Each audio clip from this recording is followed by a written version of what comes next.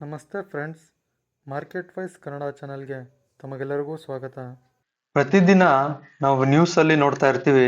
Stock market ಇವತ್ತು ಏರಿದೆ, Sensex 700 points ಬಿದ್ದಿದೆ, ನಿಫ್ಟಿ ಹೊಸ ದಾಖಲೆ ಮಾಡಿದೆ ಅಂತೆಲ್ಲ ನಾವು ಕೇಳ್ತಾ ಇರ್ತೀವಿ.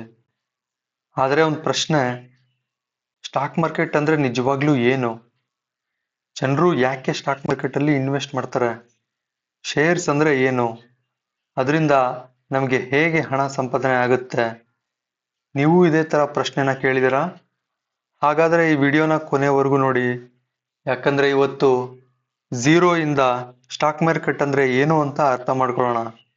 ಬನ್ನಿ ಫ್ರೆಂಡ್ಸ್, ಒಂದು ಸಣ್ಣ ಎಕ್ಸಾಂಪಲ್ ತಗೊಳ್ಳೋಣ. ಸುಮ್ಮನೆ ಜಸ್ಟ್ ಇಮ್ಯಾಜಿನ್ ಮಾಡಿ, ನಿಮ್ಮ ಒಬ್ಬ ಫ್ರೆಂಡ್ ಒಂದು ರೆಸ್ಟೋರೆಂಟ್ ಶುರು ಮಾಡಿದ್ದಾರೆ ಅಂತ. ಅವ್ರ ಬಿಸ್ನೆಸ್ ಬರ್ತಾ ಬರ್ತಾ ತುಂಬ ಚೆನ್ನಾಗಿ ನಡೆಯೋಕ್ಕೆ ಸ್ಟಾರ್ಟ್ ಆಗುತ್ತೆ. ಜನರು ತುಂಬ ವಿಸಿಟ್ ಮಾಡ್ತಾ ಇರ್ತಾರೆ. ಈಗ ಅವ್ರು ಯೋಚನೆ ಮಾಡ್ತಾರೆ, ಈ ಬಿಸ್ನೆಸ್ನ ಎನ್ಲಾರ್ಜ್ ಮಾಡೋಣ, ಇನ್ನೂ ದೊಡ್ಡದಾಗಿ ಬೆಳೆಸೋಣ ಅಂತ ಯೋಚನೆ ಮಾಡ್ತಾರೆ. ಆದರೆ ಆ ಥರ ದೊಡ್ಡದಾಗಿ ಬೆಳೆಸ್ಬೇಕು ಅಂತಂದರೆ ಅವ್ರ ಹತ್ರ ಅಷ್ಟು ಹಣ ಇರೋದಿಲ್ಲ. ಈಗ ಅವ್ರು ಪ್ಲ್ಯಾನ್ ಮಾಡ್ತಾರೆ, ಒಂದು ಎರಡು ಆಪ್ಷನ್ ಇರುತ್ತೆ ಅವ್ರ ಹತ್ರ. ಈಗ ಮೊದಲನೇದು ಬ್ಯಾಂಕಲ್ಲಿ ಲೋನ್ ತಗೊಳ್ಳೋದು, ಎರಡನೇದು ಅವ್ರೇನು ರೆಸ್ಟೋರೆಂಟ್ ಶುರು ಮಾಡಿರ್ತಾರಲ್ಲ ಅದ್ರ ಭಾಗನ ಅವ್ರ ಫ್ರೆಂಡ್ಸ್ಗೋ ಅಥವಾ ಫ್ಯಾಮಿಲಿಗೋ ಅಥವಾ ಪಬ್ಲಿಕ್ಗೋ ಅದ್ರ ಭಾಗನ ಸೆಲ್ ಮಾಡಿ ಅದರಿಂದ ಬರೋ ಹಣದಲ್ಲಿ ಬಿಸ್ನೆಸ್ನ ದೊಡ್ಡದಾಗಿ ಬೆಳೆಸೋದು. ಅವರೇನು ಆ ಭಾಗನ ಹಂಚ್ತಾರಲ್ಲ ಬೇರೆಯವ್ರಿಗೆ, ಬೇರೆಯವರು ಹಣ ಕೊಟ್ಟು ಆ ಭಾಗನ ಖರೀದಿ ಮಾಡ್ತಾರಲ್ಲ, ಅದನ್ನೇ ನಾವು ಕರೆಯೋದು ಶೇರ್ಸ್ ಅಂತ. ಇದನ್ನ ಇನ್ನೂ ಈಸಿಯಾಗಿ ಅರ್ಥ ಮಾಡ್ಕೋಬೇಕು ಅಂತಂದ್ರೆ ಮತ್ತೊಂದು ಸಣ್ಣ ಎಕ್ಸಾಂಪಲ್ನ ತಗೊಳ್ಳೋಣ. ಜಸ್ಟ್ ಇಮ್ಯಾಜಿನ್ ಮಾಡಿ, ಒಂದು ಪಿಜ್ಜಾ ಇದೆ ಅಂತ. ಆ ಒಂದು ಪಿಜ್ಜಾನ 10 ಪೀಸಸ್ ಮಾಡಿದ್ದಾರೆ. ನೀವು ಆ 10 ಪೀಸಸ್ಸಲ್ಲಿ ಒಂದು ಪೀಸನ್ನ ಬೈ ಮಾಡಿದ್ದೀರ. ಈಗ ಇಡೀ ಪಿಜ್ಜಾ ನಿಮ್ಮದಲ್ಲ, ಏನು ನೀವು ಬೈ ಮಾಡಿರ್ತೀರೋ ಒಂದು ಪೀಸು, ಆ ಪೀಸ್ದು ಓನರ್ ನೀವು ಆಗಿರ್ತೀರ. ಅದೇ ರೀತಿ ಒಂದು ಕಂಪ್ನಿದು ಶೇರ್ ನೀವು ಬೈ ಮಾಡಿದಾಗ ಆ ಶೇರ್ನ ಓನರ್, ಒಂದು ಸಣ್ಣ ಓನರ್ ನೀವಾಗಿರ್ತೀರ. ಅದನ್ನೇ ನಾವು ಶೇರ್ ಅಂತ ಕರಿತೀವಿ.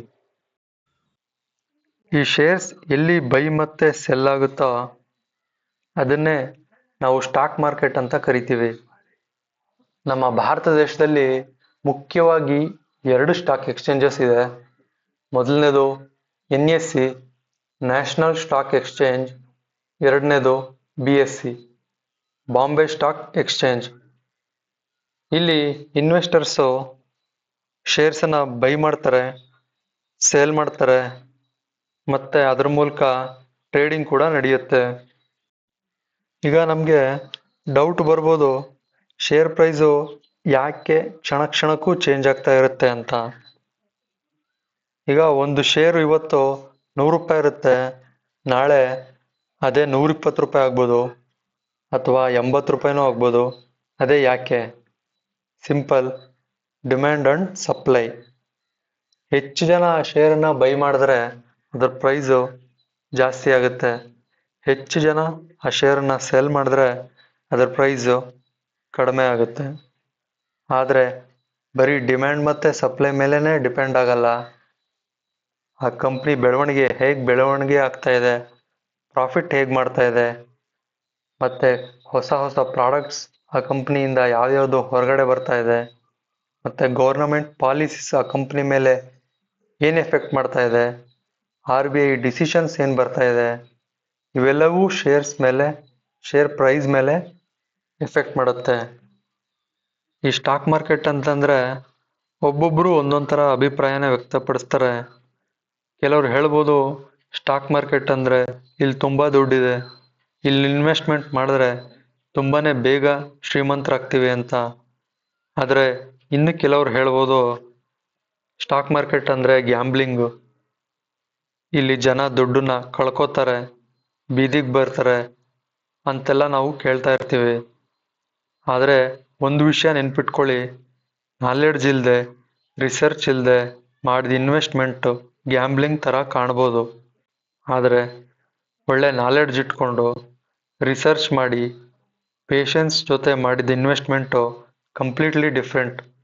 ಅದರಿಂದ ನಾವು ಈ ಸ್ಟಾಕ್ ಮಾರ್ಕೆಟ್ ಅಂದರೆ ಏನು, ನಾವೇನು ಇನ್ವೆಸ್ಟ್ಮೆಂಟ್ ಮಾಡ್ತೀವೋ ಆ ಕಂಪ್ನಿ ಯಾವ ಥರ ಇದೆ, ಲಾಭ ಮಾಡ್ತಿದೆಯಾ ಅಥವಾ ನಷ್ಟ ಮಾಡ್ತಿದೆಯಾ, ಅದರ ಬ್ಯಾಲೆನ್ಸ್ ಶೀಟ್ ಹೇಗಿದೆ, ಪ್ರೊಮೋಟರ್ಸ್ ಯಾವ ಥರ ಇದ್ದಾರೆ, ಅದರ ಹಿಂದಿನ ರಿಸಲ್ಟ್ಸ್ ಯಾವ ಥರ ಬಂದಿದೆ, ಅದನ್ನು ತಿಳ್ಕೊಂಡು ಮಾಡಿದ ಇನ್ವೆಸ್ಟ್ಮೆಂಟು ಅದು ಬೇರೆ ಥರ ಇರುತ್ತೆ. ಅದರಿಂದ ಮೊದಲು ಕಲೀರಿ, ನಂತರ ಇನ್ವೆಸ್ಟ್ಮೆಂಟ್ ಮಾಡಿ. ಇವತ್ತು ನಾವು ಸ್ಟಾಕ್ ಮಾರ್ಕೆಟ್ ಅಂದರೆ ಏನು, ಶೇರ್ಸ್ ಅಂದರೆ ಏನು ಅಂತ ಅರ್ಥ ಮಾಡ್ಕೊಂಡಿದ್ದೀವಿ. ಆದರೆ ಇನ್ನೂ ತುಂಬ ಕ್ವಶನ್ಸ್ ಇದ್ದಾವೆ. ಶೇರ್ ಪ್ರೈಸು ಹೇಗೆ ಇನ್ಕ್ರೀಸ್ ಆಗುತ್ತೆ, ನಾವು ಶೇರ್ಸ್ ಬೈ ಮಾಡೋದು ಹೇಗೆ, ಅದಕ್ಕೆ ಏನು ಮಾಡಬೇಕು, ಡಿಮ್ಯಾಟ್ ಅಕೌಂಟ್ ಯಾಕೆ ಬೇಕು, ಇವೆಲ್ಲವನ್ನು ಮುಂದಿನ ವಿಡಿಯೋಗಳಲ್ಲಿ ಒಂದೊಂದಾಗಿ ಈಸಿಯಾಗಿ ಕಲಿಯೋಣ. ಈ ವಿಡಿಯೋ ನಿಮಗೆ ಯೂಸ್ಫುಲ್ ಅನಿಸಿದ್ರೆ ಒಂದು ಲೈಕ್ ಮಾಡಿ. ಕಮೆಂಟಲ್ಲಿ ನೀವು ಮೊದಲಿಗೆ ಯಾವ ಕಂಪ್ನಿ ಶೇರ್ ಬಗ್ಗೆ ಕೇಳಿದಿರಿ ಅಂತ ತಿಳಿಸಿ.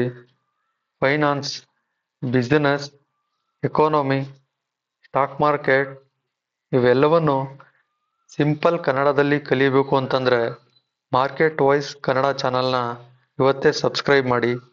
ಮತ್ತು ನಿಮ್ಮ ಫ್ಯಾಮಿಲಿ ಮತ್ತು ಫ್ರೆಂಡ್ಸ್ ಜೊತೆ ಶೇರ್ ಮಾಡಿ. ಒಟ್ಟಿಗೆ ಕಲಿಯೋಣ, ಬೆಳೆಯೋಣ. ಮುಂದಿನ ವಿಡಿಯೋದಲ್ಲಿ ಸಿಗೋಣ ಫ್ರೆಂಡ್ಸ್.